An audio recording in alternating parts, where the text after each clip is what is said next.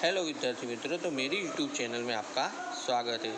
तो बच्चों, हम पढ़ रहे थे हिंदी माध्यम की कक्षा 7वीं का एसएस, जिसका चैप्टर नंबर 11, जिसका नाम था ईश्वर के साथ अनुराग। तो बच्चों, हमने भक्ति की विविध रीति रिवाज देखे और संत साधुओं के बारे में जाना। तो वल्लभाचार्य, चैतन्य महाप्रभु, गुरु नानक और स्वामी रामानंद और नरसिंह मेहता के बारे में हमने जाना। अभी हम संत कबीर के बारे में जानते हैं। तो कबीर के जन्म और उनके परिवार के बारे में कोई निश्चित जानकारी नहीं मिली। तो कबीर के जन्म और उनके परिवार के बारे में कोई निश्चित यानी कि जानकारी प्राप्त नहीं है। वे प्रतिभा संपन्न थे। जिंदगी भर गृहस्थ रहकर वे अपना जुलाहे का व्यवसाय चलाते थे। खुद पढ़े लिखे न होने के बावजूद भी साधु संतों के फकीरों के साथ के सत्संग से धर्म और संप्रदाय को समझ चुके थे। इस सत्य को उन्होंने पद और साखियों में रखना शुरू किया, जिसका लोगों पर गहरा प्रभाव हुआ।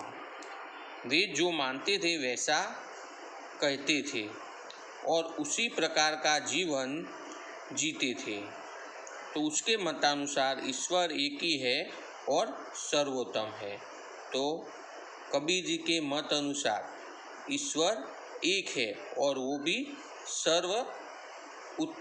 सर्वोत्तम है। उन्हें साहब, अल्लाह, खुदा, राम, रहीम, गोविंद, ब्रह्म आदि भिन्न भिन्न नाम दिए गए हैं। तो उनको ऐसे अलग अलग नाम दिए गए हैं, बाकी ईश्वर तो एक ही है। इसी प्रकार मध्यकालीन भक्ति आंदोलन में कबीर महान प्रेरक, प्रोत्साहक और प्रचारक होने के अतिरिक्त सांस्कृतिक समन्वय की सर्वांगीण भूमिका के स्थापक थे। अंततः वे एक नूतन युग का निर्माण कर सके। अभी आगे देखते हैं रविदास के बारे में। तो रविदास का जन्म काशी में हुआ था और उनके पिताजी का नाम रघु और माता का नाम दूरवीनिया था। प्रारंभ से ही रविदास परोपकारी और दयालु थे। अन्य ही सहायता करना ये उनका स्वभाव बन गया था। सभी के प्रति वे समभाव रखते थे। भक्ति के नाम पर होते विवाद को वे अर्थहीन मानते थे। तो भक्त कवयित्री मीराबाई रविदास की भक्ति से प्रभावित होकर उनकी शिष्या बन गई थी। तो भक्त मीराबाई, जिस नाम तो सुना होगा बच्चों आपने, तो मीराबाई रविदास की भक्ति से प्रभावित होकर उनकी शिष्य बन गई थी। संत कबीर उनके गुरु भाई थे। तो जो हमने पहले कबीर के बारे में जाना, वो कबीर रविदास के गुरु थे। उन्होंने कुछ यहाँ पंक्तियाँ लिखी है, दोहे लिखे, वो हम देखते हैं कि मन चंगा तो कठौती में गंगा, जाति जाति में जाति है, जस केलन के पात। रविदास मनुष्य ना जुड़े सके जब तक जाति न जात।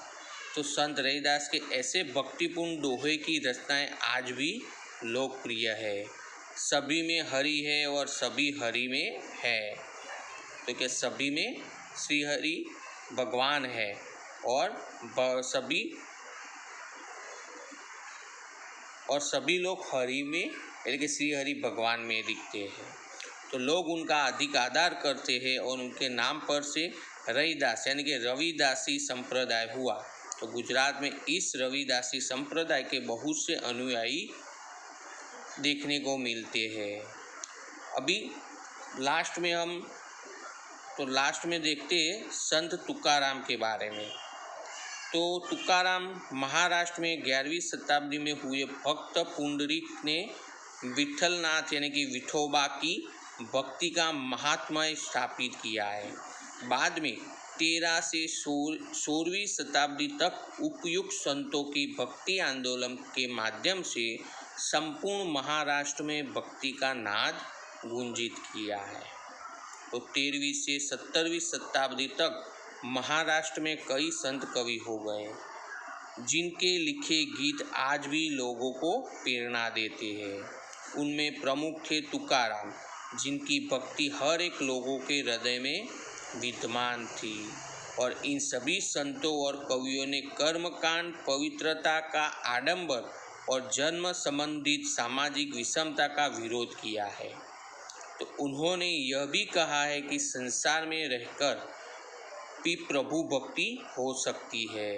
ज़रूरतमंद लोगों की मदद, दूसरों के दुख में हिस्सा लेना यही है। तो उन्होंने कहा है कि प्रभु भक्ति तो संसार में रहकर भी की जा सकती है, इसके लिए कोई संन्यास लेने की ज़रूरत नहीं है और ज़रूरतमंद लोगों की मदद, दूसरों के दुख में हिस्सा लेना यही हमारी भक्ति है। और उनके द्वारा नए मानवतावादी विचारधारा का उद्भव हुआ है।